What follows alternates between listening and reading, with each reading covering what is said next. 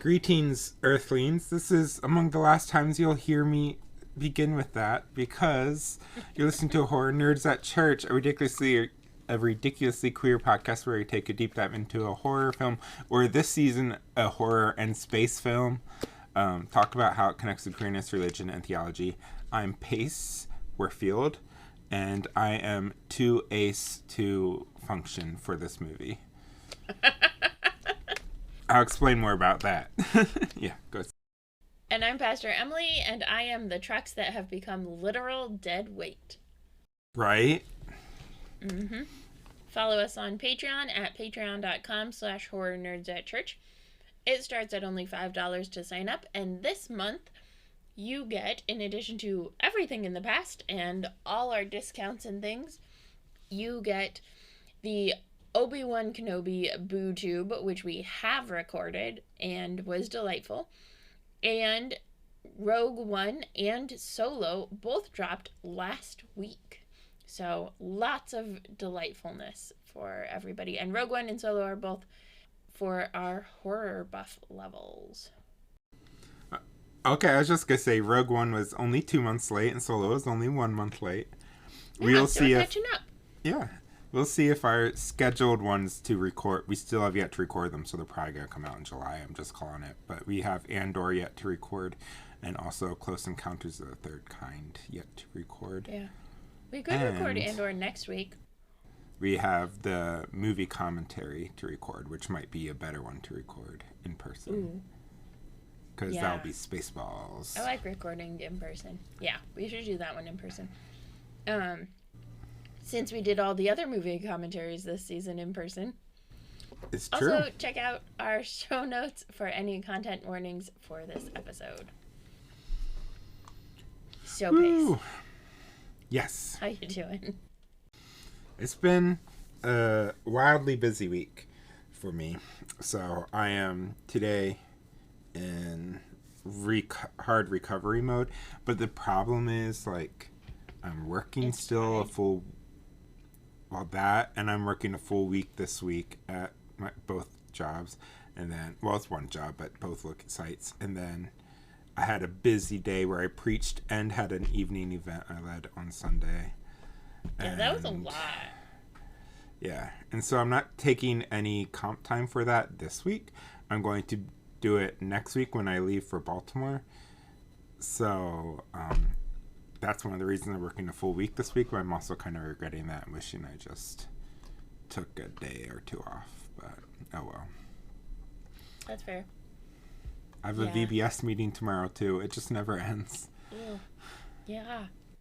Jeez. I also feel overwhelmed by all the things because you had Synod Assembly. Yeah. Yeah, we had Synod Assembly where I did like this giant group art project, which I have not unpacked yet. Tonight, Susanna is helping me by cleaning all the tips of the paint pens so that they don't just die forever and ever and ever, but can be used again for things in the future. So I'm super grateful to her for that. But it was really fun and it was really cool, and it was cool to see what different people decorated on their canvases, and also it's exhausting because I'm not actually an extrovert. But yeah, plus add in there our puppy, which we mentioned last week. We are still crate training her, and she still doesn't have a great bladder, right? She's had a couple accidents now, so we're finally like figuring out what we do with accidents and stuff. But we just today, she got to meet her future sister. And so it was a delightful meeting, and they both did all the right things to be friends in the future, which is exciting. But now it's like real. We're gonna have a puppy and a doggo. So yeah, you heard it here first. We also have restarted posting on our Baltimore Island of Misfit Toys TikTok. I think it's Be More Island or something. And it's basically just gonna be pictures and videos of our four-legged members of the island. So if you're interested in that, definitely check it out. Amazing. Have you, I mean, I know we're recording like pretty much the week it's coming out, so there's not as much of a gap as it has been for some of them, but still, have you read anything new since last time or watched anything? No, I've read like a chapter of my book because you can't read with the pupper. It's true. And audiobook a little bit, but even still. Yeah. And my audiobook lapsed. And so, well, not lapsed, but it was from the library. And somebody else was waiting, so I had to get back in line. But I have been continuing Doctor Who. Oh my gosh. It was the cutest thing. So last night, I was on couch duty. And so I started watching an episode of Doctor Who, Classic Who, the third Doctor. And the theme song comes on, and Athena was in her crate. I'm just like sleeping, and her head pops up. And I just show her the tablet, because I had it on the tablet. So I show her the tablet that is Doctor Who, and she puts her head back down. And then a little bit into the episode, the TARDIS sound happens. She puts her head up, and I just show her the thing, and she puts her head back down. It was adorable. Yeah. She was also really into the bird sounds for the Amy's Choice episode for the 11th Doctor, but yeah, it was great. Yeah, that's what I've been doing. Everything I've been doing revolves around this pupper. For real, that's life with a puppy. Speaking of Amy's Choice, though, you can listen to our episode on that. If you're a Patreon supporter, we cover the episode of Doctor Who. Yes, we did. Doctor Who really is a horror show. Yeah. We don't give it enough legit. credit When for it started, it was considered a horror sci-fi show. Was the genre it was started in. And then there's a big, in the 80s, under Margaret Thatcher's reign of Europe, of England, but in her mind she ruled all of Europe, of the UK. But in that time there was a huge pushback against Doctor Who because it was thought to be too scary and unsafe and not teaching the right values for children. So that's one of the reasons why this show kind of went down in ratings and never really recovered and was canceled in the early 90s. So. Yeah, that sucks. Because not true. Yeah. Yeah, what have I been watching? Reading, I think I'm reading... Oh, I did start a new book. I'm reading The Living Force by... it's a Star Wars book by John Jackson Miller. And it's set 1 year before The Phantom Menace, and it covers every single Jedi Council member as they go on a mission to this planet because the Jedi Order is in decline, and so they're closing one of the last Jedi temples that's off-world and not on the main temple in Coruscant. So they all go to this planet to like do a celebration and closing of the temple, and so the story basically follows all of them, and it's a really interesting story so far. I'm about halfway through. It's the newest Star Wars book. It came out just a month ago, so this is the first time I'm reading like a Star Wars book within the year it came out since I've been doing my Star Wars deep dive books. So nice. And then I have been watching horror. Last time I talked about Saw 10 or Saw X, which I finished and enjoyed. It was a fine Saw movie. Let me pull up my Letterboxd quick because I'm not remembering what all I watched. Oh, I'm but I so know far I watched... behind on Letterboxd. Let's see. Yeah. Oh, that's right. So I watched Dear David, which is a horror movie based on the real life gay dude Adam Ellis, who's a artist and illustrator. He used to work for BuzzFeed. And it's a really cool movie. I mean, it's like, as a horror movie, it's like B-level, but it's just really cool that, you know, kind of based in real life, based on a true story kind of thing. And then Godzilla Minus One, which is the newest Godzilla movie I watched. And Minus a lot of people one. were... Yep, Godzilla Minus One. And it is... A lot of people were saying it's one of the best Godzilla movies ever. I'm not sure I'd say it's one of the best, but it was still a very, very good movie. So I rate it like a B+. Solid Godzilla movie. Really loved it. So that's on Netflix, so you can stream. So most people have Netflix or access to Netflix, so you can stream that right now. Worth it if you want to watch it. And I think I successfully convinced Emily, not just me, but other people in their life too, have been saying Godzilla is awesome. So I think we will probably do a Godzilla season in the near to medium future, as opposed to just being on the list for one day. Who the fuck knows? Probably. Agreed. Well, this is our last... The cough. This is the last movie we're covering this season. So I kind of have bittersweet feelings about that on the main feed. That's so weird. Yep. So this is Alien Covenant, directed by Ridley Scott. Came out in 2017. As we've said, for each of these, we know that Alien Romulus comes out in August. We will watch it and cover it eventually, but that will be in the future. Mm-hmm. But for today, we're covering the last, as of this recording, Alien film. Woohoo! So when it came out the same exact year as Star Wars The Last Jedi, so I didn't feel like going through the exact same contextualization again. But Emily has a great idea of saying, what is our favorite non-horror, yes, everything can be horror, but non-horror movie, and then what is our favorite horror movie from that year. And it looks like I'm confused because your movies look like they are 2019 movies, and this movie came out in 2017.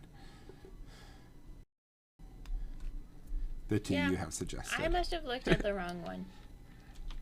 But I put the list there so you can look. I had some of the same. Weird. Oh, there's so many good ones. Right? I'm pretty sure I know which one will be your favorite for the top list. The bottom list, I'm not sure. I mean, I've only actually seen... the horror movies? And that's Alien Covenant. Well, then by default, that's your favorite. Except Star Wars should be here. So...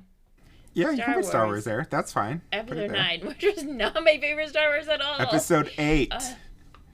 Episode 8. Oh, I'm so Last mixed Jedi. up. Okay, Star Wars Episode 8, which is my favorite Star Wars, was my favorite one for the horror one, and my favorite, the non-horror, is, of course, Coco, although Professor Marston and the Wonder Woman gets a strong second place. What about you? Yeah, Is that what you thought I'd do? For the top one, I definitely thought it was going to be Coco, which it was. Which is why when I saw Frozen 2 initially, I was like, I'm surprised Emily didn't pick Coco. And I was like, oh, I think they were looking at the wrong year. Yeah. Because you probably went to you probably went to the Rise of Skywalker and looked there, which is 2019, whereas this one's 2017. Yeah. The last movie that we watched before this is the one I did. Yeah. So but it's not supposed to work. Mm-hmm. So my favorite of those, The Little Hours, is probably my favorite comedy. It's so funny. Wonder Woman might be tied with Coco as my favorite. I love both of those movies very much. Wonder Woman is complicated because of Gal Gadot and the genocide in Palestine. But still, the movie at the time when it came out was like very groundbreaking and one of the best superhero movies I'd seen at the time. As far as horror, since we can count Star Wars 8 here, that's where I'll put, that was my favorite. But I also really enjoyed Stephen King's It and The Shape of Water were both really good as well. And Get Out. A lot of good ones. Oh, wait, did I not? Oh, Get Out. Because Star Wars should be in a different spot. Yeah, Get Out. I liked Get Out. It was a good one. I am so mixed up. Ugh, can you tell I am sleep deprived? Yes, it is okay. Such is puppy life. It's true. I was sleep. So I don't know if I told it on the main feed, but I've definitely been telling Suzanne and Emily a lot about my experience raising a puppy with Gandalf. And we got Gandalf at too early, which is a problem because he was a shelter dog and so separated from his mother too early. So like the whole litter was dropped off and abandoned at the shelter. And so we ended up getting him at like 9 weeks, and you're usually supposed to wait 10 to 12 weeks before you adopt a dog. But anyway, it took him over a year, probably about a year and a half, to be able to sleep through the night without having to go out. So I was sleep deprived for like a full-on year and a half because my ex wasn't really helping with that. Oh, yeah. So it was all me for a year and a half with that little guy. That sounds terrible. It was. Athena, German Shepherd dogs are very good at being trained for things like this. So I do not at all anticipate this will be that long for Athena. Yeah, I think it's going to be good. But when did you see Alien Covenant for the first time? Yesterday, for this episode. Yeah. What about you? I think I saw... So take your shot for that. I saw this episode for the first time when one of my favorite podcasts after Nerds at Church and Horror Nerds at Church, of course, with Gorley and Rust was covering the Alien franchise. And so I watched it for that for the first time. And that's probably like 2-3 years ago. Because I missed it when it came out in theaters. My ex wasn't really a scary movie person, so I tended not to see scary movies in theaters at the time. I would wait for them to come out on streaming. So that was the case with this. Well, I have a little bit of background for this. Do you have any? I like when you sometimes just say really fun or obvious facts for it too, when I put you on the spot. It brings me joy. If it's too stressful for you, I don't have to. I don't think they actually understand what the word covenant means, if that is helpful. Yeah. It's kind of like Requiem. Right. Yeah. So, yeah. This movie. Ridley Scott... So after Prometheus came out in 2012, Ridley Scott didn't want to come back to direct. He thought he had said everything he wanted to say with Prometheus, but he wanted to be a producer and kind of like continue the story for another 3 or 4 movies before Alien. He just didn't want to be heavily involved, just more as like creative consultant and producer credit. But after like some potential directors didn't work out and stuff, he decided, you know what, I think I'll go back to it. He came up with the initial script idea and decided to direct the film. He ultimately decided that he wanted to dive deeper into the creation/creator and Paradise Lost themes from the first movie from Prometheus. So to that point, it was originally going to be called Alien Paradise Lost. It's like somebody read that book and decided to devote their entire personality to it. Ridley Scott. But then it was changed to Covenant, which is the name it has now, and agreed with Emily. We'll talk about covenants in the deep dive, because, yeah. And then in the timeline of Alien, this movie takes place 10 years after Prometheus and 100 years before Alien. And so the initial plan was he would do one more film, kind of create a prequel trilogy to the Alien franchise. But he ended up, after this movie was not received well, and then Disney also acquired Fox in 2019, it just seemed like the concept was scrapped. And so the franchise is being taken in a new direction with Alien Romulus, and it's supposed to ignore Prometheus and Covenant, and it's directed by Fede Alvarez. So excited for that one. It's Which supposedly I get set why. yeah. Yeah. It's supposedly set between Alien and Aliens. Interesting. Yeah.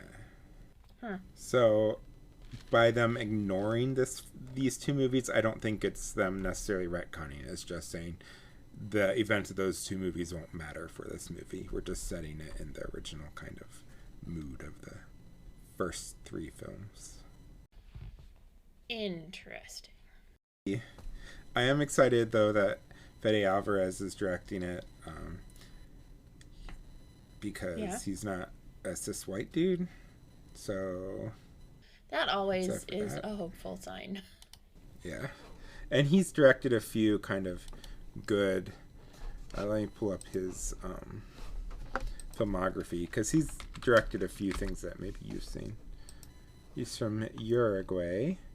He directed the Texas Chainsaw Massacre follow-up in 2022. He directed Evil Dead remake in 2013. And a few other kind of horror-y films. So I'm excited that it sounds like it's going to be another one that leans into the horror of the franchise, as opposed to some of the other ones we've seen, which are more action or sci-fi. I'm excited for it. I'm looking forward to it. Me too. This one was not terrible. So. Yeah, I actually like this one. Mostly. I know. There were some things. Including my villain origin story. Well, do you have a one-sentence summary for this? I do. My one-sentence summary is AI versus alien. Yep. What about you? Mine is Space Covenant. Of course. Also, mine is shorter. Bwahahaha. And I didn't even, I wrote mine before you wrote yours, so. Ha ha ha ha ha. Yeah, so. Walking and rolling through this movie. So, this is the first AI. Was David actually the first AI? And was this android particular David the first one, or? So, David is technically David 8. So it means that the David we meet in this movie is the 8th version and the most perfect version, supposedly the final version. And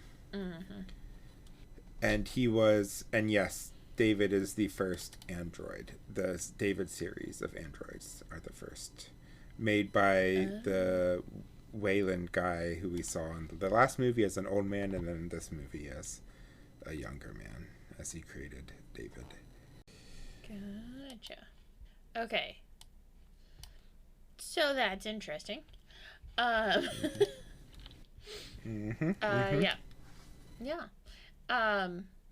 So first AI, there's a whole lot there that I think we're going to mostly unpack in the deep dive. But for sure, all of the sci-fi uses of man or mankind, that is my villain origin story. Right. And I'm getting a lot closer to playing that story out, folks. Right. Doesn't help you're watching classic Doctor Who. Even classic Doctor, I don't notice it nearly as much in Doctor Who. And I think there's a level at which, like, I understand because that was the language of the time, but, like, that's not the language we use now. It's Yes. not going to be the language we use in the future. Get it together, folks. Right. Yeah.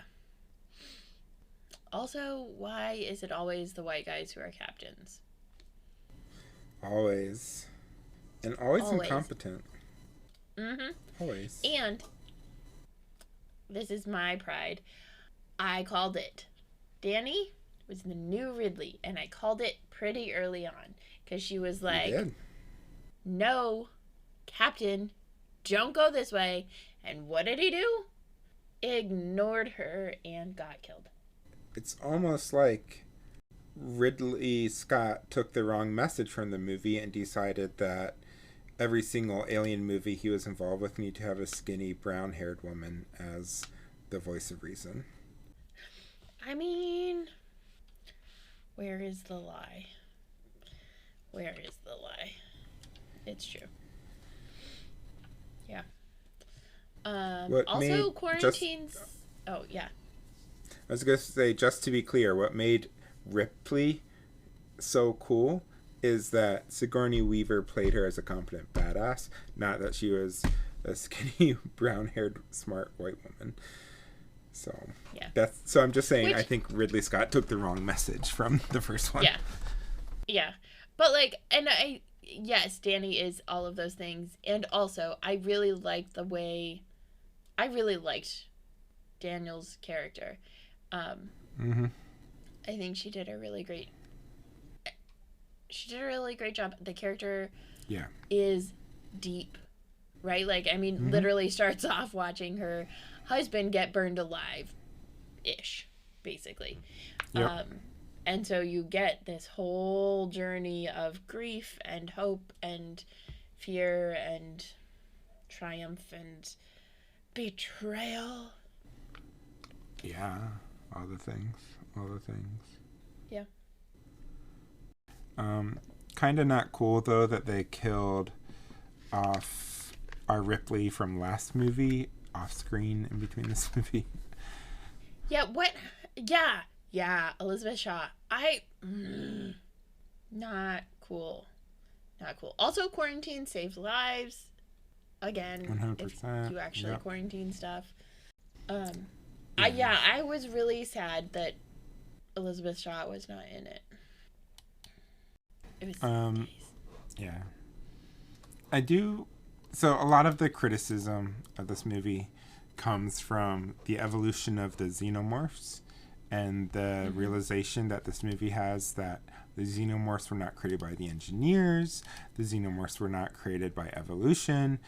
Well, I mean, they were, but it was through intentional genetic modifying and evolution by David, based off of the original mixture of the original virus and also the prototype of the xenomorphs that the engineers had. Yeah.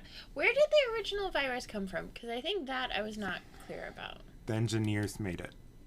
So in the end of Prometheus, remember, they found the ship, and the ship was full of the viruses that the engineers are going to take back to Earth to destroy Earth with.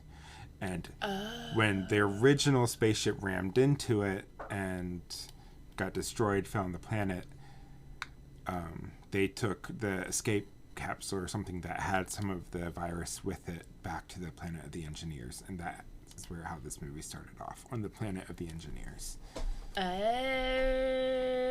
Okay, this is making more sense.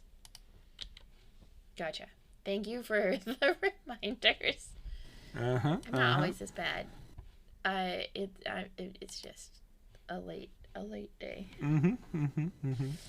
Yeah. Okay. Also, that whole like recorder scene was like, is this the origin of the recorder? Except that it was like a way far in the future, or like a weird AI cultic ritual. Like, here, blow on my recorder. Right. It does not pass the middle schooler test. I think that was intentional, though. I think that's intentionally meant to be phallic and used in that way. Okay, well, good job then. Mission accomplished. Because we'll Very get phallic. this. Yeah, we'll get to this in a deep dive, but I'm pretty sure. No, I have feelings about this movie and the queer coding of the villain, and also just what this movie says about same-sex desire. Yeah, I'm gonna talk about that. Be prepared, y'all. Perfect. Perfect. I love it. I love it. Um, yeah. Uh-huh. Uh-huh. Uh-huh. Also, it it is fascinating to me that evil AI, when left to their own devices, figures out music and creates its own cult for Yeah, I mean, aliens. it began with David. The flashback. David already was a musician. He was playing the piano and stuff in the flashback before he left the planet. So It's I true. feel like him making the recorder is him being able to make a easy to make instrument, And to keep. so he can still do music in this world that has no music otherwise. Gotcha. Okay. Okay. That makes sense, I suppose. Yeah. I did think that the quote from David was really interesting of breathe on the nostrils of a horse and it will trust you for life, but you have to get close. And Yeah. and it like kind of seemed like that's what was happening with the alien precursory thing um before, it got shot. But And David treated it as a child too. So like when it got shot, yeah. he was like screaming. Yeah, yeah, for sure. But I do think there is that space of like the things that are dangerous and potentially scary, and still like there are ways to be gentle. I think of like, Yeah. what did we just watch? Oh, we just watched something. Susanna said that it was like Star Wars, but different. Um, watch something, and like when you have like the horse that can't be broken in or whatever, and it's just Mm-hmm. wild and stuff, and then actually like the thing that it needs is gentleness, and you're just like, Yeah. okay, right? But you have to get in and you have to be gentle, and it is very risky because it could result in harm and injury. Mm-hmm. Yeah. Mm-hmm. Also, I'm curious what you think about like the only human that was kind to David was Elizabeth, and he kills her to harvest her for experiments. Yes. I, I don't know. What do you think about that? I'm still trying to figure out what I think about it. I think it is designed to show that David has an ambivalence for life, and particularly human life, but all life. He treats all humans and life as means to an end as opposed to ends to themselves. So that's kind of the ethic that David has. And Yeah, even with his aliens, which in a sense he treats as a child, but they're still experiments. He's still experimenting on them and using them for a it's true. purpose to create this ultimate being in his mind.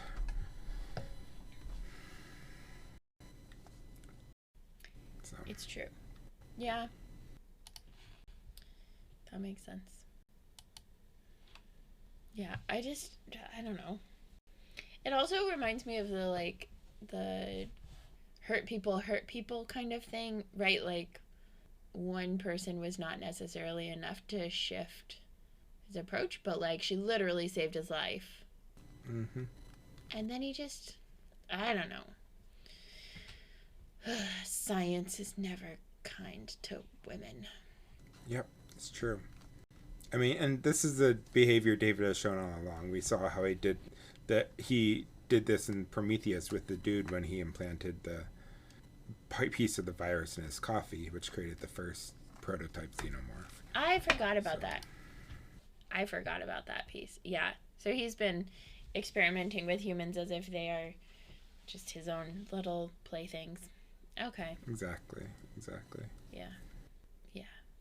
Um, sex in the shower. I commented to Emily as I was watching this. Is I was too ace to understand, and I still am confused why, after a tragedy, someone's first instinct would be to have sex, because that's the last thing I would do. But Emily tells me that in Aloe world, that is something that is typical as for many people as a way to deal with the stress and celebrate life and all those things. So I mean, they've actually done studies when there's a big trauma or tragedy that frequently, about 9 months later, a lot of people are having kids, um, because for some people, sex is a very powerful affirmation of life, and so having experienced something really traumatic or having experienced something where your life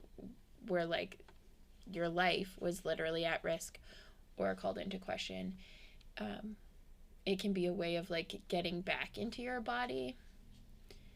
Um, so it's definitely an Aloe thing. It is not an Ace thing. But it also, like, for me, it makes sense. Um, I don't know that I would do it that soon in that particular context, just because right.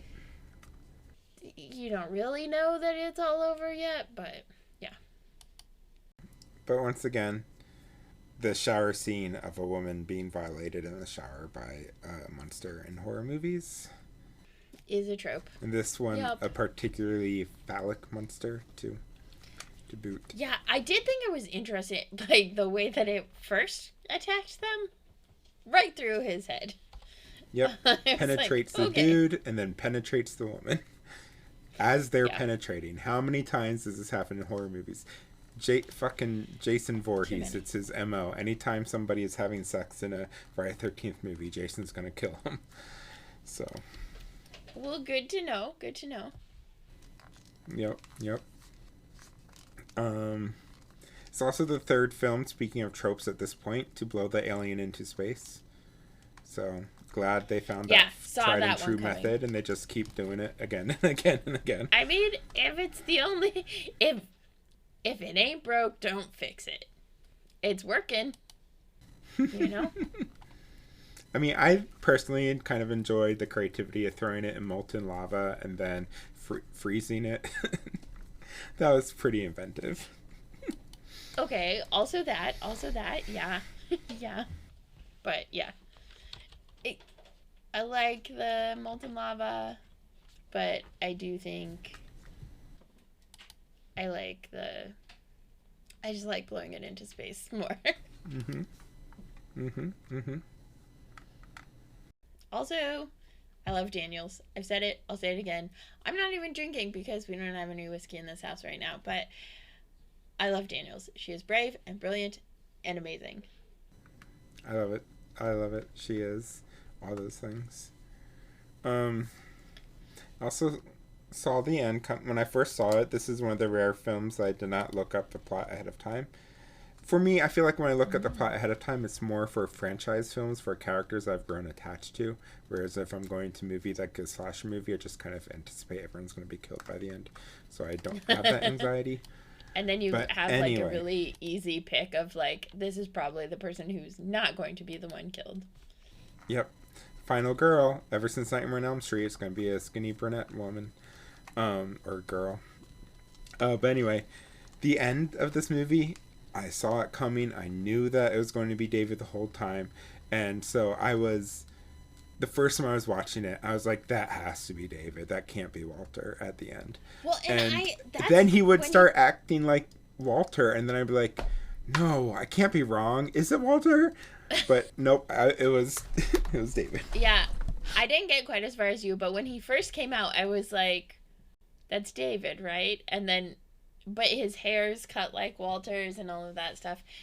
And then, yeah, there were these different moments, like when they were trying to kill the alien, it definitely seemed like he did not want the alien killed. Yeah. And yet, the alien got killed. And then his, like, really kind quote when he was pretending to be Walter about kindness and... Yeah. Yeah. And then, for Daniels to realize right at the end, as she's being put into sleep and cannot do anything about it. That's David. Fuck. That was like the perfect way to end this movie for me. I love that. It was a really effective ending, and sucks. And, like. Yep. And then him regurgitating the xenomorph eggs. Mm-hmm. I did not need that. That is the like precise part of the body horror, is like anything in the mouth and throat. Yep. I'm not a cishet for a reason. For a lot of reasons, actually. Yeah. Yeah. He's just so evil, and I just wanted Walter to win. Yeah. I will always, that will always be my struggle with horror movies, is I always want the good guys to win, and more than just the final girl. Like. Yeah. And sometimes they do. Like Nope is an example where pretty much it's true. The majority of the folks live. Not everybody, but majority. Yeah, I felt so bad because we were watching it together, as we all pretty much always do, and Emily was texting something along the lines of like, "Oh yay, Walter made it. The good android wins, or the good AI wins." And I was like, "You sweet summer child," but I didn't say anything. I just ignored. Well, because you had hinted at something when we were either watching or talking about Rise of Skywalker, because I was like, I just want. It was either that or the other Alien movie, but Prometheus. But I was just like, I just want, like, in one franchise. Good AI? Yeah. Yeah, and so I just wanted one good AI in this franchise, and then we got one, and then he died. Well, we also had the Bishop in Alien 3. It's true. So we have, in the entire franchise, we have had 2 good AI, and that's it. It's true, but the Bishop also, like, I don't know, he kind of felt like he was making up for the bad one that came before, versus this one. Oh, Winona Ryder, we had lesbian AI and sapphic AI. Oh, yeah! In number 4. She was good. She was good. Yeah, well, I guess we can get into our deep dive. And, y'all, I'm not even going to apologize. I'm feeling like going deep into this one, so be prepared. It's rare that I go this deep anymore in the podcast, but I feel like this movie brings it out for me. Like, deep I'm talking about. It's almost like when they use churchy language and religious language, it pulls us in more, and then we just have to, because you know they're not doing it right. Yeah, right.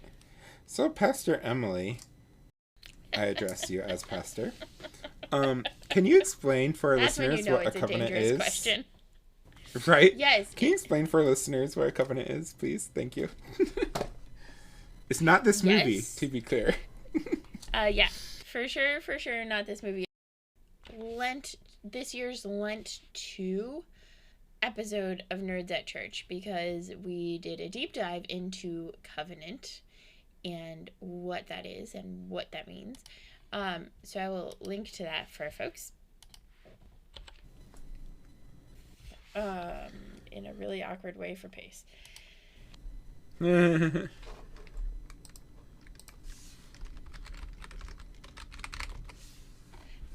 So a covenant is an agreement or promise between 2 individuals or groups. A lot of the time when we talk about covenant in a religious context, we're talking about God and a people deemed to be some version of God's people. And so there's actually a power imbalance in the making of covenant in that sense, but we don't talk about the power imbalance nearly as much as we pretend. Like, we mostly pretend that it's like a thing that equals can do, that we make covenants. We talk about making covenants of what we want to do with our time together, how we want to interact in our time together. If you've ever gone over the word respect and spelled it out and had each of the letters mean a different thing, that's a type of covenant. So it's a way of promising things and something that then can be used for accountability. Yeah. What do you think, theologian Pace? I like it. I like it. And I don't think that this movie really understands what covenant is, just like Alien versus President. Alien versus President. I would love to see that. Come Oh on. my gosh. Xenomorph versus Biden versus or Trump or both. With Biden and Trump, Biden and Trump would team up. Uh-huh. And still die. And they'd be our favorite kills. Off. Yeah. Yeah. Shouldn't support genocide, President. Yeah. I'm against genocide. So against genocide. Yeah. Right. So, don't worry, listeners. We know how to vote responsibly. Don't take that as your sign to write in and tell us we're awful people. Even harm reduction as much as we believe in stopping genocide. Yes. So, there are a few covenantal kind of connections, though, even so, to this movie. And also some clear Bible allegories that happen in this movie. So I kind of want to talk about that a little bit. The first is Noah's Ark. This movie is kind of a Noah's Ark story because there's two of every kind and they're all coupled together intentionally on this colonizer ship that's heading out into paradise. And so there's a man and a woman and they're together. Wow, it's Adam and Eve in the paradise in the garden. Is David the snake? Is David God? Is David both? But there's also that Noah's Ark nature of God, David, trying to destroy the world, and one group of people fleeing in two groups of 2 by 2 on this ark kind of thing. And there is a covenant in the Noah's Ark story, and that covenant sometimes called the Gentile covenant, or the covenant that God made with all people, as opposed to the covenant God made through Abraham and with the Israelites in particular. Mm-hmm. And so this one is, whoever sheds human blood, by humans shall their blood be shed. For in the image of God, God has created humankind. Be fruitful and increase in number, multiply on the earth and increase upon it. And then the rainbow is the sign of that covenant, and God is promising for all that no more floods would destroy the earth. Yes. God is putting up the bow. In the sky, literal, like an archery kind of thing, like yes. Hanging up the weapons. No more genocide, in fact. Right. Weird. Until he tries to do that to Moses, but anyway. Yeah. And Moses is like, no, we're not doing that again. I thought you learned this lesson, God. I mean, that's part of what a covenant is remember the covenant. Remember, exactly. You agreed not to do that thing. And that's part of the holding each other accountable. God's even saying, Moses, hold me accountable. Yeah. So arcs without covenants. I mean, probably they signed some sort of contract to like be hired for this mission and all of that stuff. But yeah, but murder is still the one thing that occurs in this movie that seems, when one commits murder, they get comeuppance for it. Except for David. He's the God who is doing the comeuppance for people. Right? But he's also the created. Yes. Creature and created and creator. There's also miraculous birth, which is a thing that occurs a lot in the Bible with various people, including Elizabeth, including Mary of a different kind of miraculous than Elizabeth, and Sarah, and so many other people in the Bible. But this is through machine and through embryo and through experimentation and this kind of manipulated birth. But also like the fact that the ark the ark ship had entire freezers full of human embryos to be made on this new planet they inhabit. So, yeah, and that was confusing to me because he went in and he like took one out. What was he going to do with it? I think he was just making one of two things, I guess. One is just making space for his weird babies. But the other, I think, no, because it was Walter who did it before they even stopped. Like, that's what he was in the middle of doing when the whatchamacallit hit. Oh, maybe he storm. was checking on it? I don't know. Weird. I don't know. Yeah, I don't even remember. Unless Walter isn't fully good either. Who knows? Maybe Walter, left to his own device, would turn into a David too. Um, I mean, that's a whole other. Yeah. Mm-hmm. but also kind of related to Noah's Ark, humans were ultimately found to be wanting and undeserving of this paradise. And also in the story of Adam and Eve, like, humans have failed. They fuck up. So God comes in and destroys them or kicks them out of the paradise. And there's a kicking out of paradise that happens in this movie. So all that stuff. And that's also part of what is driving David. Is he is in his mind, he is a perfect being.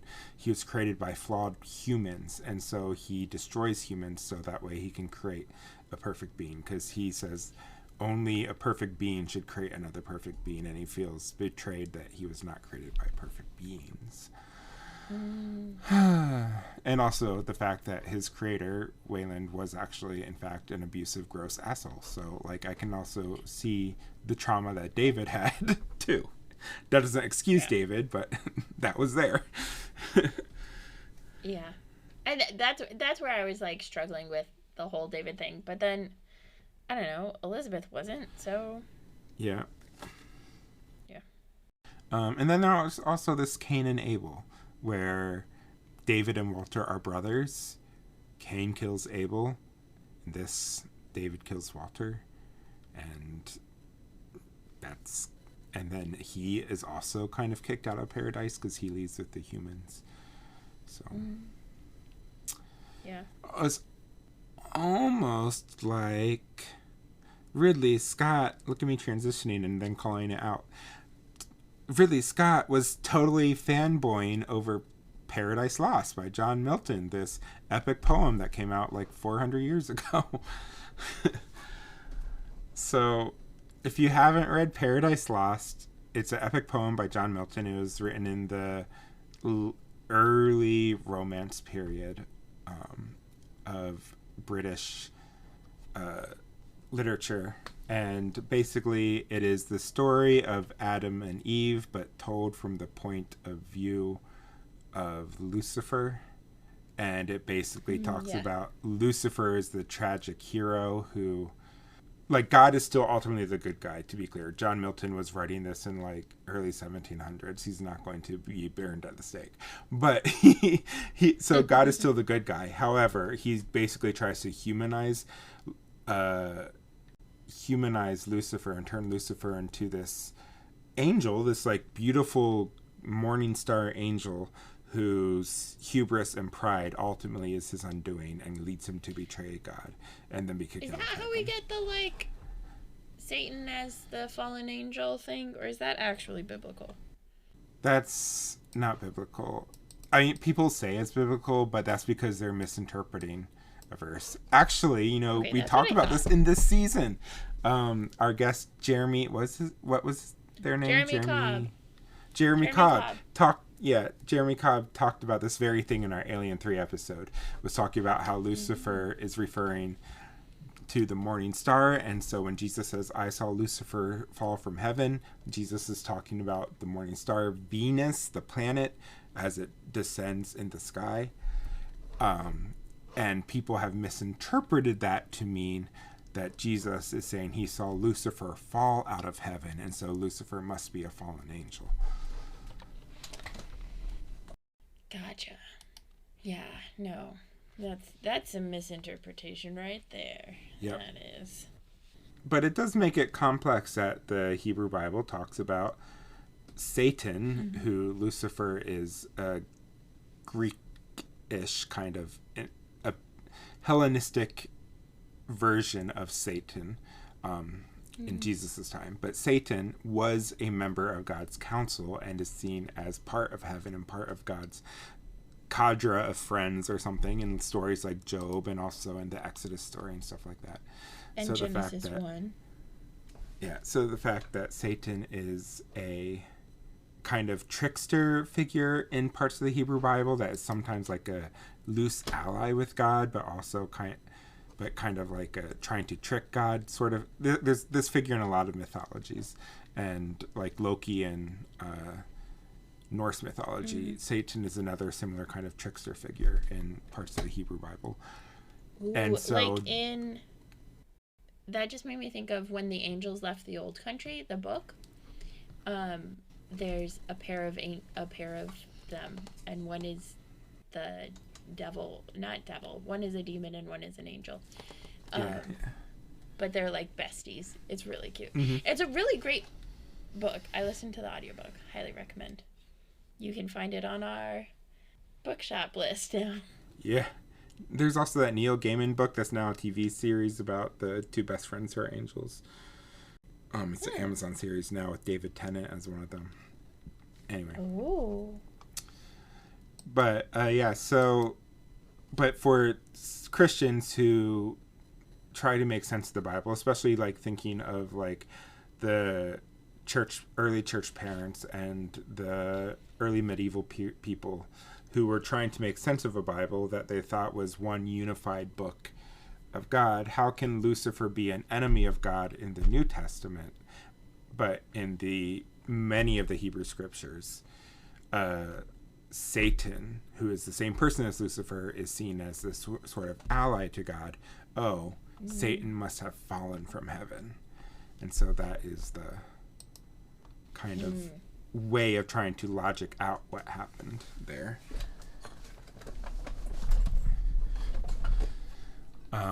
But anyway, back to Paradise Lost. It's an interesting book. It's also kind of sexist. But basically, like, there's a scene in there. It was written by 18th century white dude in the United Kingdom. Well, then, I think England. But anyway, Milton writes basically that Eve took a bite out of the apple because she was tempted by Satan. But the reason Adam took a bite out of the apple is not because Eve convinced him, not because Satan convinced him, but because he knew that Eve was damned, and so he wanted to share in her fate out of love. What? What? That is Milton's fall of Adam. Is he sees that Eve took a bite of the apple, and his heart is immediately broken because he knows that Eve will now die. And he's like, I cannot live without Eve, so I will take a bite of the apple too. What? That is Milton's version of the fall of Adam.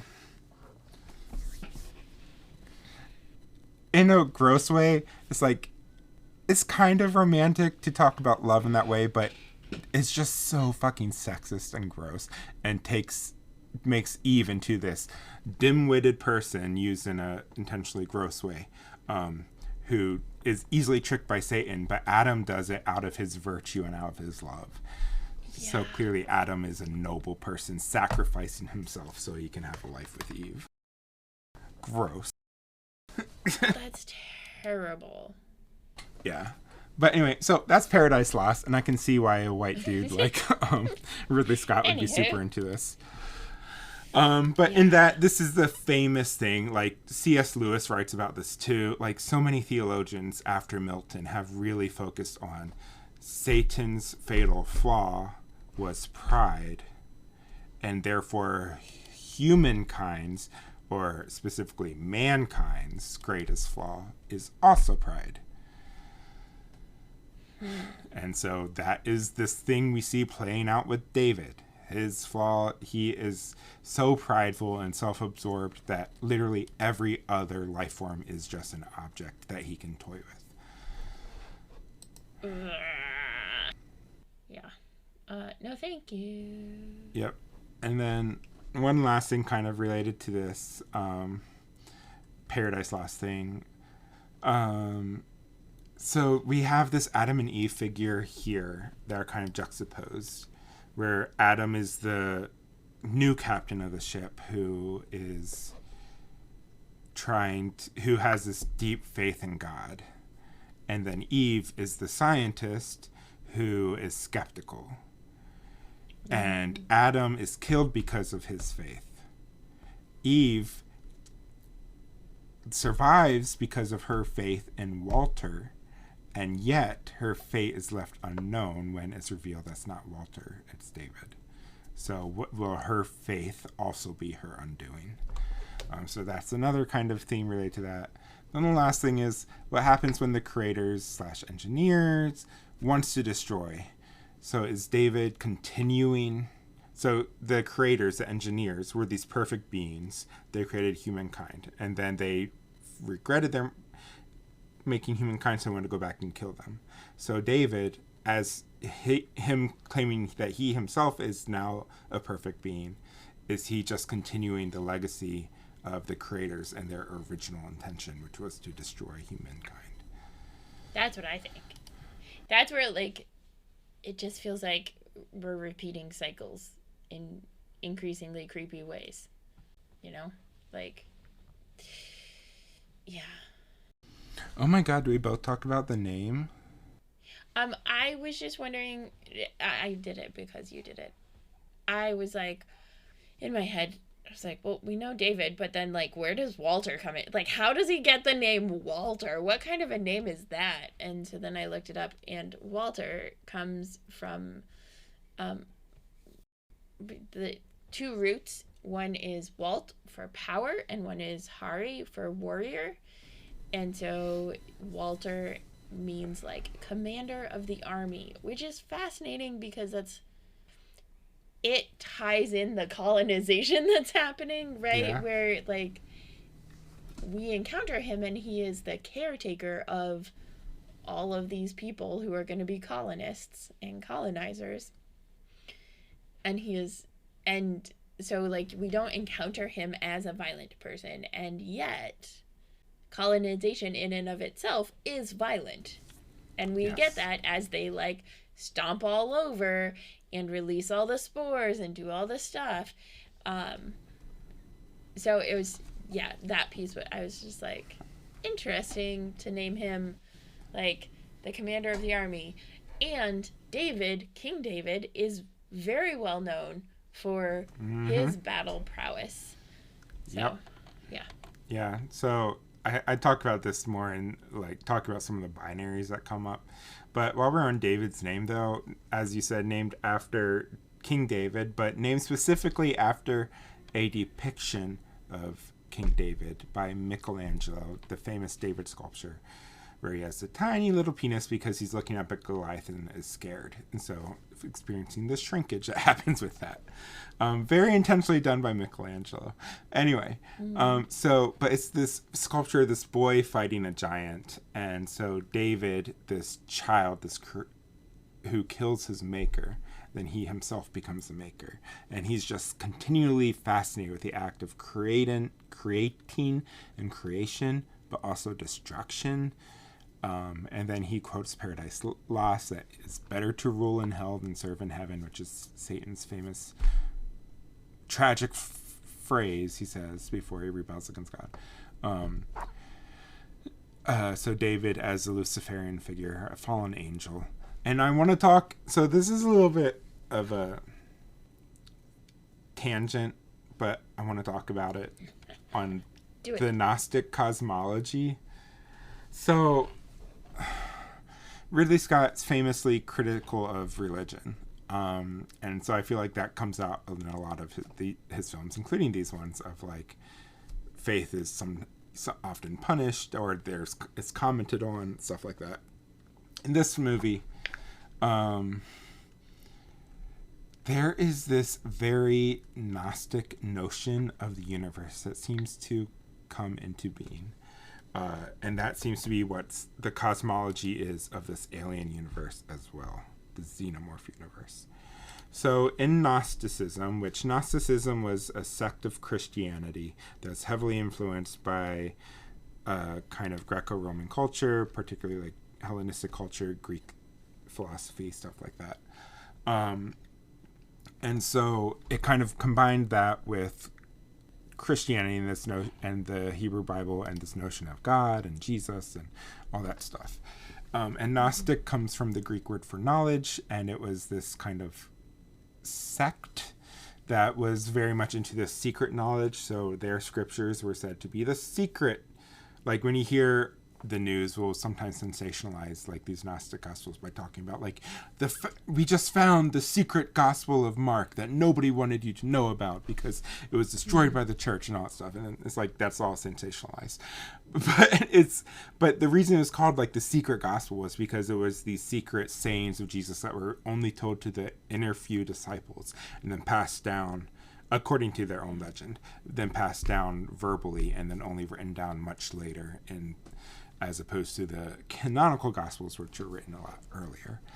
And so Gnosticism had this idea that the entire universe was created by the monad, or basically the one God is the monad.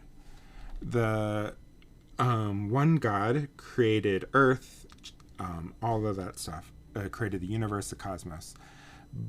And the monad also created the aeon, which are basically angels or archangels or something like that.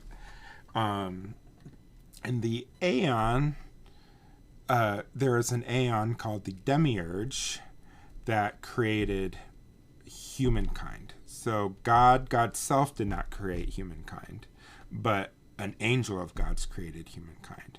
And that's why humankind is flawed and imperfect. Because it was not created by the perfect God. And so the way that the monad fixes this is by sending Jesus, which is the perfect person, because it is the perfect God as well in human form, to earth to redeem the earth. Because only the monad can redeem the earth. The demiurge could not create a redeemed earth, which is why the earth fell and is full of sin. So that's Gnostic cosmology. If you're a huge Lord of the Rings nerd and Tolkien nerd, you're probably like, that sounds very familiar. Yes, Tolkien was super inspired by Gnostic cosmology in his writing of the Silmarillion and all that stuff.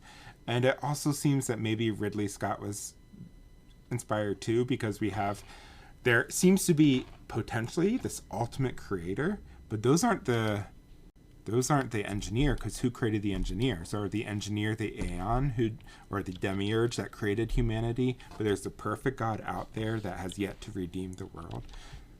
I don't know. So it just seems very similar to that.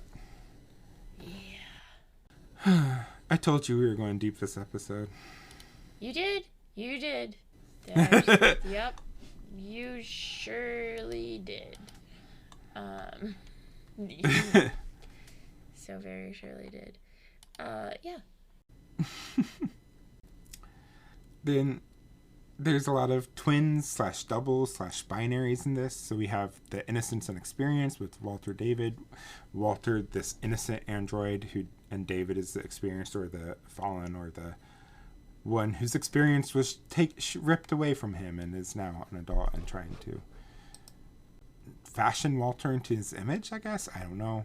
Then we, of course, have that creator-creation dualism. We have male-female dualism with this binary gender of the one of every kind, man and woman, on this ark boat thing. And then I also want to talk a little bit about the name of David being beloved in Hebrew, Walter meaning warrior, and yet the David of the Bible. I didn't see that you already had Walter down. Yeah. I missed that. Sorry. And then so David as a warrior king. And yet Walter is the peaceful one, even though Walter's name is powerful warrior. So. Right? But is he? I have a theory about that. I have a headcanon. Ooh! Tell me. Now or later? Now? Okay. Yeah. I am not convinced that it is David at the end. I think it still might be Walter. I think David successfully corrupted Walter. Say more. I don't know. I don't know if that's the intention or not, but I just he's still missing the hand. So either David cut off his own hand to pretend to be Walter. That's what not. I thought happened. But David and Walter confront each other. We don't see what the confrontation entails. Was there a fight? Did David just talk to Walter and convince him to join his side? We don't actually know what happened. We just know that one person emerges and they think it's Walter until the very end when she's like, no, it's David. But how do we know it's David? Could it be Walter? I don't know. I don't think that I thought that David just took off his hand for like the camouflage effect to become Mm-hmm. to pass as Walter, um, which is its own, commentary on disfiguring yourself to fit into an image that is not yours. Yeah. Um, I don't know. I don't. I need something more convincing than that to believe that it's actually Okay, Walter when and I that get to Walter was. Ace Pace's thoughts, I'm going to talk a little bit about this too. So maybe Oh, we'll okay. resume Okay. this. I didn't realize we were going to talk about it later. Sorry. What? Continue. Yeah. There's also just the recurring theme of faith in this. So, like the one comment the dude makes, the pretend captain says is, the only reason I wasn't chosen to be captain is because I'm a man of faith and they don't trust I can make logical decisions. It's like, you sound like just like every other Christian who claims persecution when they're not actually being persecuted. Like, you're just the Yeah, white dude. Why do you think you're automatically capable? so confused by that. Like, he was like, can't be a person of faith and reliable, and I was just like, I don't. It feels thrown in, just to be thrown in a way that's unhelpful, and given our social context in this country, actually harmful, because it continues to give that narrative power. Well, I was thinking. See, I was thinking as a criticism of him being kind of like a lot of the Christian nationalists who say I'm being persecuted, and I think that's what he's doing. He's a basic white guy. He has no reason to be the head of the mission, and he's like, it's only because I'm a Christian I'm being persecuted against. But it's like, you're Yeah, not being persecuted. Who's persecuting you? And then he dies. And that's the thing. Like, I don't think that they give that enough space for it to be anything. Like, I think you have to give it more space to have somebody say, that's wrong. Right? Like, something that says, like, that's inaccurate, that doesn't make sense, that's illogical. Like, whatever it is, but, like, I don't know. I just felt like if you're gonna throw in something like that, you have to do something with it, and it felt like it was just thrown in. Oh, I felt it was fun with it. But so to me, I was like, oh, this is a cool commentary.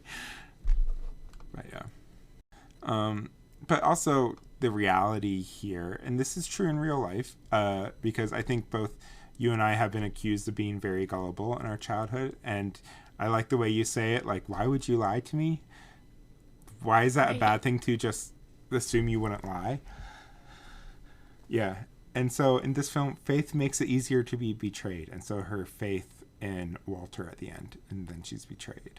And it's because she was trusting. And when the whole time she is skeptical until she starts to trust. And she finally starts to trust, and it's her undoing.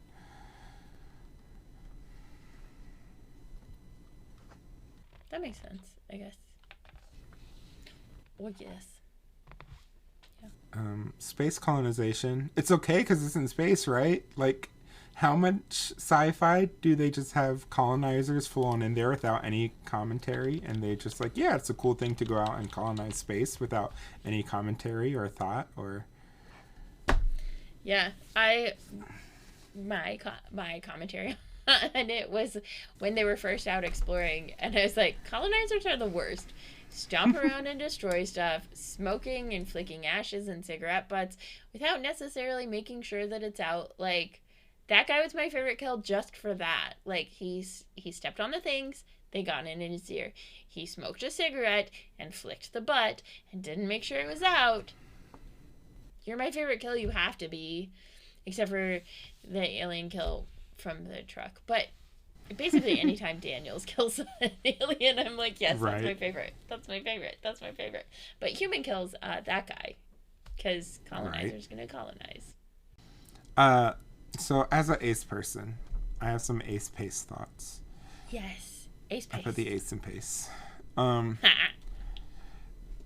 So this movie, the villain here, if there's any villain, it's not the alien. It is David.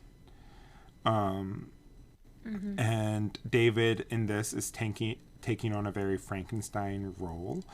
And so we talked about how the last movie was called Prometheus, and what was the subtitle of Frankenstein by Mary Shelley, a modern Prometheus. And so if David is a modern Prometheus, a modern Frankenstein, all that stuff. And yet he's queer coded. And this is a starkly heterosexual world.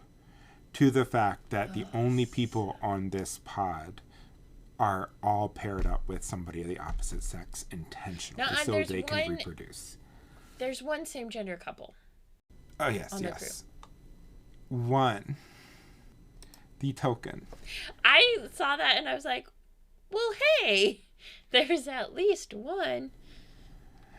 And so, like, still very much a starkly heterosexual world. And the humans in this world, the entire world seems to only exist to procreate, to be fruitful and multiply, going back to the covenant with Noah. And so there's this kind of sense that that's happening. And so the only person that is, like, significantly queer in the movie, aside from that one kind of cannon fodder crew character, is David. And so we have this queer-coded villain.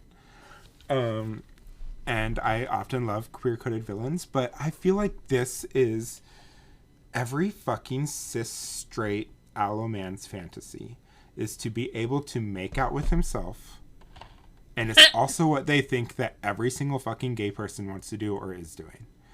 And so, I mean, just fucking watch Call Me By Your Name or read the book, because it turns this notion of pleasure and intimacy with a partner into something masturbatory. And there's nothing wrong with masturbation, but it's saying that the ultimate form of sex is masturbation, where you can pleasure yourself and don't have to care about another partner to pleasure.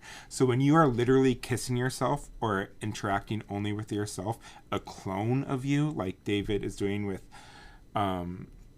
Walter, it's this kind of very cis straight conception of what it would be like to be queer, is to fucking fuck yourself, because that's what all queers want to do. That's why they're queer. It's because they want to fuck themselves.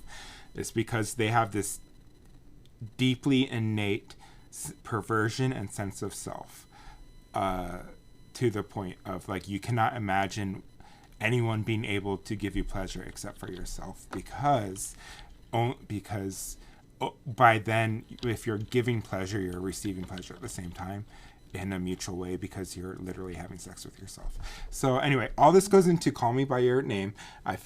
There are so many great queer commentators, and they'll try to list one, but it's written by a cis straight author, and it's basically this fantasy about this older man having sex with an underage young person who wants the older person to call me by your name, so he can literally be having sex with himself. The older man having sex with himself through the vessel of this underage child. That's a man. Like a 16-year-old, 17-year-old, something like that. And the guy's 24 or 25. And so that's what that movie is. And everybody's like, oh, it's such a beautiful love story. I'm like, no, it's not. It's the same thing that David and Walter are doing here. It's like David is not actually in love with Walter. David's in love with himself. And so to be able to make out with Walter, he's able to love himself. And that's what he ultimately wants to do. And so it's this gross thing. And then, of course, it's placed onto gay people, especially gay men, but lesbians too, and everybody who loves people of the same gender. It's like, but especially a trope about gay men of being like, you just are doing it because you love yourself. It's this kind of turning queer intimacy from something beautiful into something that is inherently masturbatory and can only be masturbatory. And it's like this weird cis fantasy. So, yeah. So that's all happening. And that's part of the reason why I don't think that David would have killed Walter, because he would not kill himself. If David is himself, and David is perfect, and Walter is a version of David that David is trying to corrupt and turn into himself, to me it seems more likely that David would convince Walter to join him and send him on his way than kill Walter. Yeah, but he already tried to kill Walter once, right? He thought he had killed Walter. He thought he had disabled him, at least. That's true. And it was from the kiss. Yeah. That was when it happened. So I could see that, like, then he gets more into it, but, like, that was during the kiss, and the kiss was, to me, clearly a strategy to pull the plug on Walter, literally. Yeah. Um, Uh, and I could see yeah. David's, because they talk some, right? Mm-hmm. Like, they talk in and out about the improvements or the changes from David's generation to Walter's generation of AI. And I don't think David likes those changes. Yeah. Fair. Fair.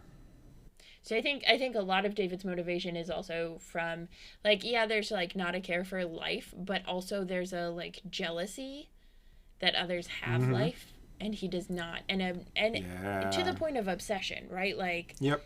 Yep. the thing with the aliens is an obsession. He has taxidermied the shit out of them. Right. And just like meticulously gone through all of them. And yeah, so I think it's tricky, and I still think it's David. Yeah.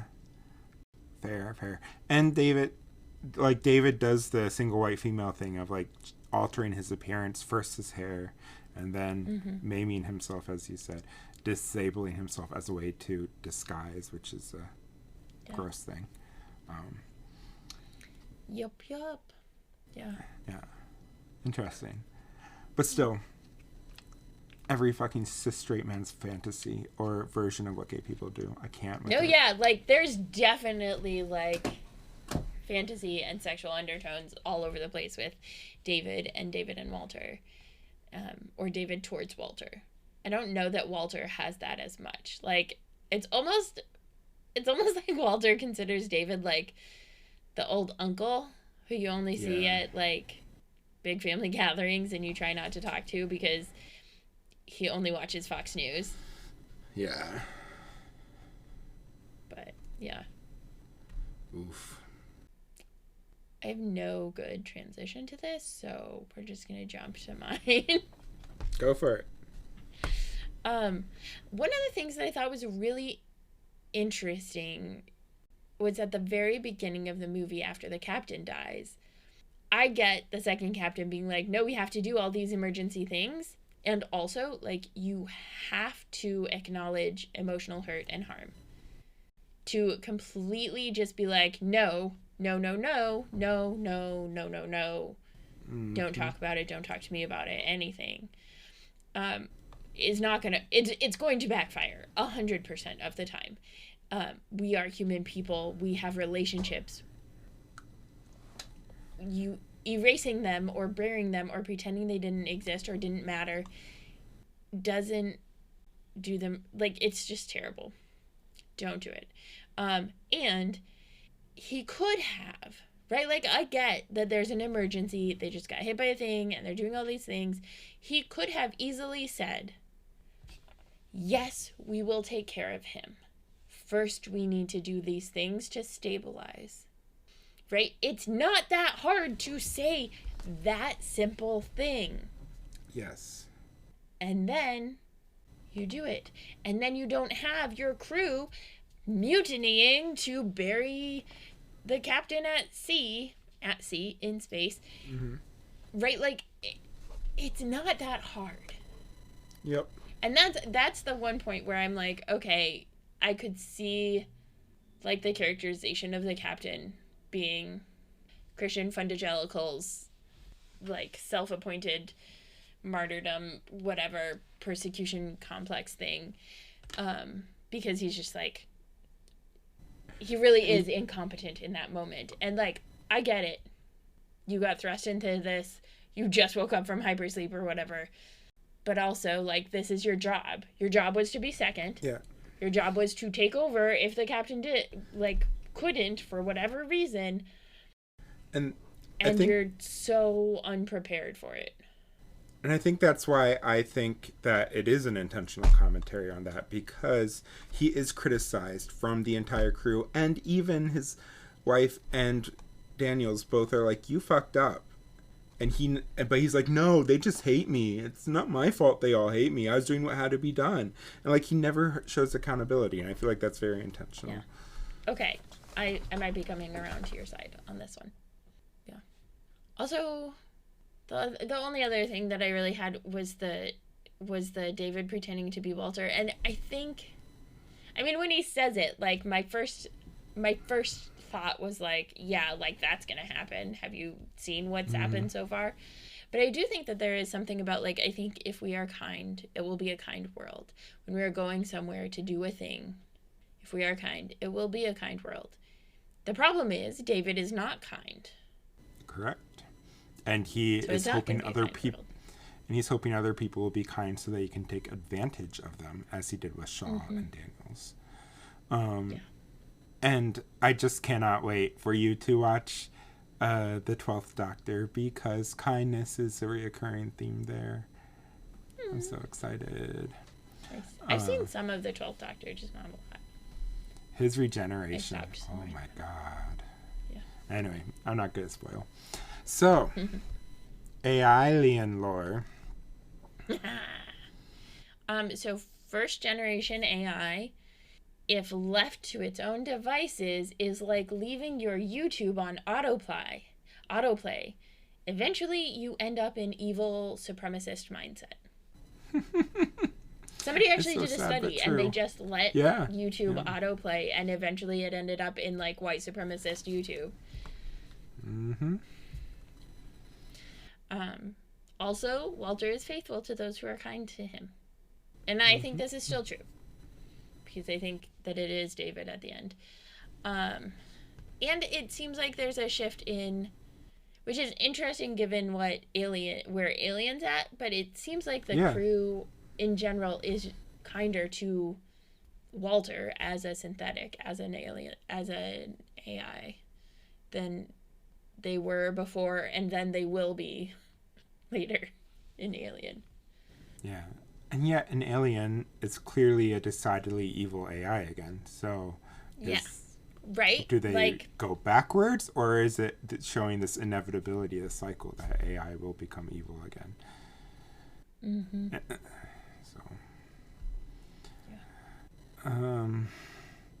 Xenomorphs also were originally created by engineers, kind of, but it seems like the xenomorphs we know and love from the Alien franchise were all modified by David to become the xenomorphs we know and love, as opposed to the weirder kind of different type of alien creature that the engineers created. Yeah, but that one xenomorph at the end of the last movie, that was a xenomorph.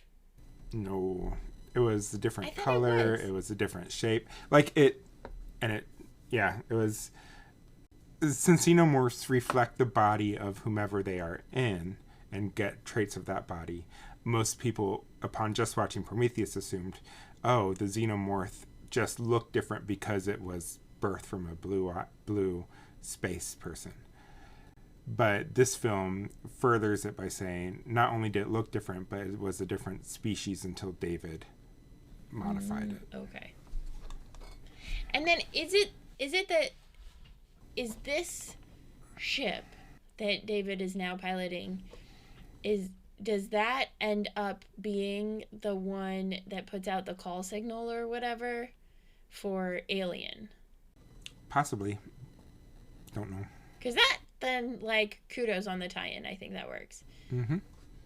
I think it's left as a possibility, but ambiguous on purpose. Yeah. Okay. We also know now that Wayland Yutani is one corporation, whereas in the last movie we just saw Wayland Industries, so sometime in the last 10 years between Prometheus and this one, it changed.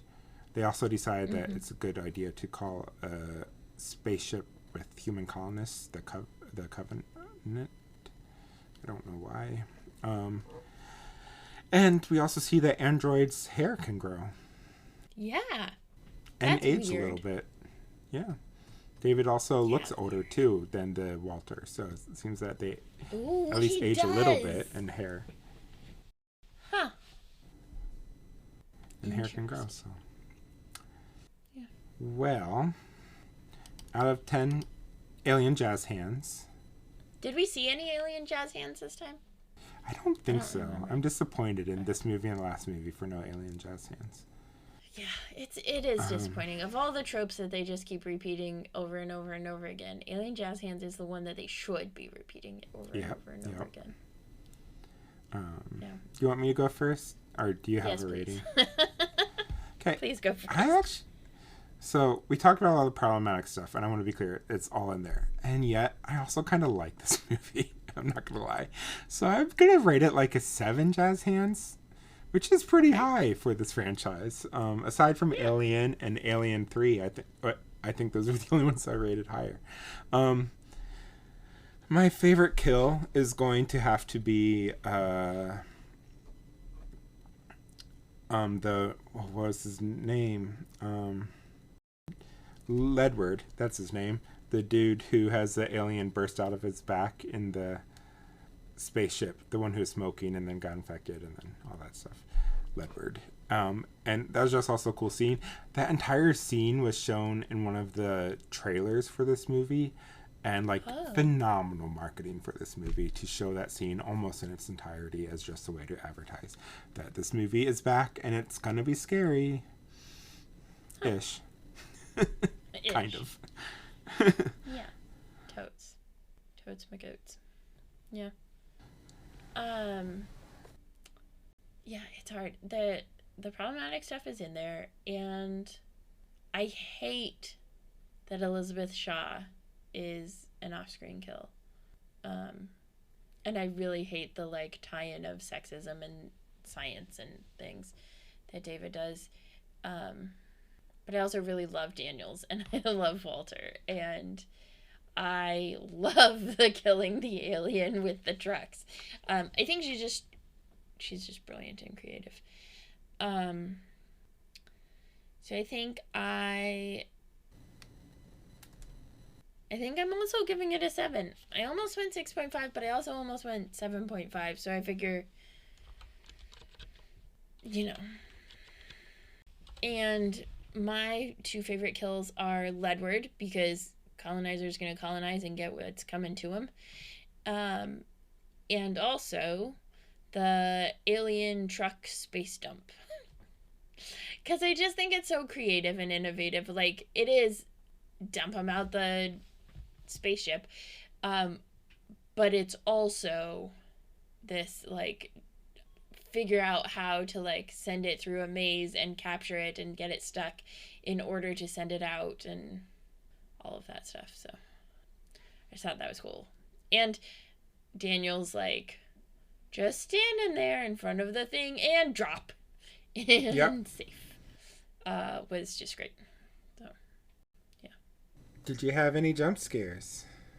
I did not. There were a couple places where I was like, wow, I didn't jump scare here. And I thought I would. Mm-hmm. I was watching it on the TV downstairs, so I wasn't super close to it, but I was paying a lot of attention to it. So it was also in the morning. So, yeah. Mm-hmm. And you had a puppers. Did you have any jump scares? Nope. I didn't think so.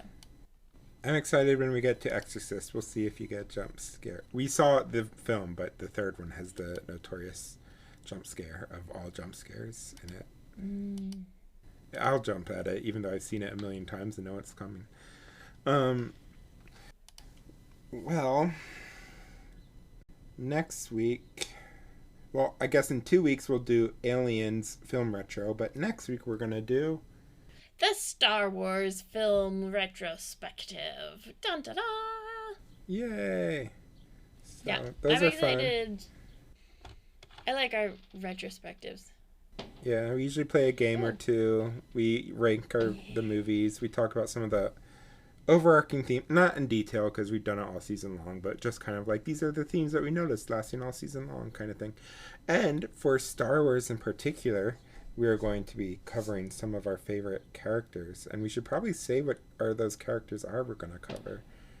Just talking about their arcs a little bit. We could, except, sorry about the fireworks if you hear those behind me, but We could say which ones we're gonna trace, but I think I'm changing mine because I think I was confused and I thought Mon Mothma and Holdo were the same person.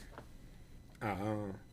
Because they're both thin, Karen haircuts, white women. She has a Karen haircut. It's pink and long hair. Yeah, it's the like new Karen. Karen 2.0. Oh, okay. I don't know my Karen haircuts well enough. I don't know. I made that up. But they have similar enough haircuts that are like thin white woman haircuts that I like got them confused. So I don't know who else I am tracing. I don't know who else I was going to trace. Okay, maybe we should tell people. You're going to do R2. For sure. We already did Ahsoka, so you weren't going to repeat that. You're going to do Leia. And I think Mon Mothma is going to be your third. So R2, yeah. Leia, and Mon Mothma. But whoever your new third will be. Yeah. Mine are going to be the Millennium Falcon, Chewbacca. Yep. And Obi-Wan / Yoda, because Yoda kind of lasts longer than Obi-Wan in the series, but Obi-Wan has an interesting arc. What if I do Yoda and you do Obi-Wan? Okay, and we perfect. Can comment a little on. Okay. I like it. We'll do that. So we'll talk about that in our next movie commentary. I'm excited. It might be on YouTube. We'll see.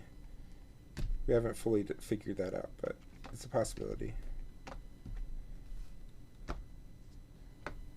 We will, though. It'll be fun. I'm excited for it. And we're doing a Star Wars literature retrospective after that. Yep. That'll be sometime in July or August, because I need a break. Because we are us. Yeah. So, that's it for our show. Our theme music was by Matt May. Horror Nerds at Church releases seasonally on Thursdays. Please comment, rate, and subscribe to us on Apple Podcasts, Spotify, or wherever you get your podcasts. Support us on Patreon and get access to exclusive movie commentary episodes, BooTube episodes, merch discounts, and more bonus content by going to patreon.com/horrornerdsatchurch. Starting at only $5 to sign up, it is cheaper than a nostril full of parasitic alien microbugs. Nice. Follow us on social media, Facebook and Instagram at Horror Nerds at Church, and Blue Sky and Twitter at HNACPOD for all the latest updates about upcoming films, news, and other announcements. Until next time, if we are kind, it will be a kind world. Oh, I love that. You went nice. If it was me, I was going to be like, and remember, if you want to fuck yourself, don't turn it into a whole fucking movie. I like them both. Yay, the both. I just